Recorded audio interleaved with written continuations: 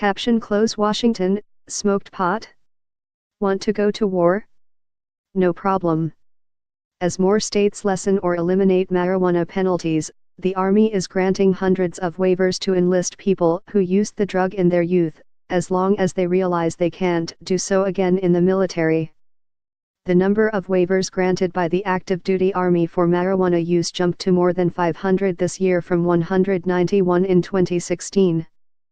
3 years ago, no such waivers were granted. The big increase is just one way officials are dealing with orders to expand the Army's size. Provided they understand that they cannot do that when they serve in the military, I will waive that all day long, said Maj. General Jeff Snow, head of the Army's recruiting command. Expected to rise further. The marijuana use exclusions represent about 1/4 of the total misconduct waivers the Army granted in the budget year that ended September 30. They accounted for much of the 50% increase overall in recruits who needed a waiver for some type of misconduct. Snow said the figures probably will rise further as more states legalize or decriminalize marijuana. 8 states, Alaska, California, Colorado, Maine, Maryland, Massachusetts, Oregon, and Washington, and the District of Columbia have fully legalized possession of small amounts of marijuana for adults' recreational use.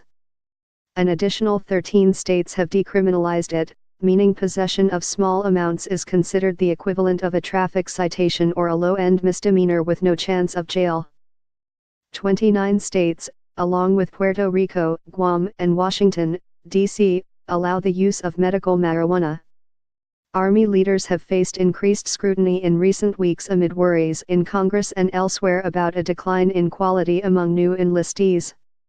Higher enlistment goals. Army data show more than 8,000 recruits received waivers in 2017, compared with about 6,700 last year.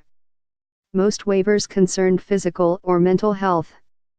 Almost 2% of the recruits were considered Category 4, meaning they scored 31 or less, out of 99, on the aptitude test. Just over 0.5% were in that category in 2016. In total, the Army enlisted almost 69,000 recruits this year, close to 6,000 more than last year. Snow said he went to his Army leadership early this year to ask if he could bring in more of the Category 4 recruits to meet higher enlistment goals. He said he promised that the Army would stay well below a 4% limit on the group allowed by the Pentagon.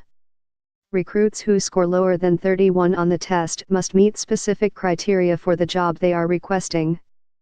There is no leeway on previous pot smoking for them. They also can't require a health or conduct waiver. The Army's top officer, General Mark Milley, told reporters during a recent briefing that the service is not reducing standards. Quality matters more than quantity. If you make the numbers, great, awesome. But do not break the standards, Milley said. Standards have to be upheld, period.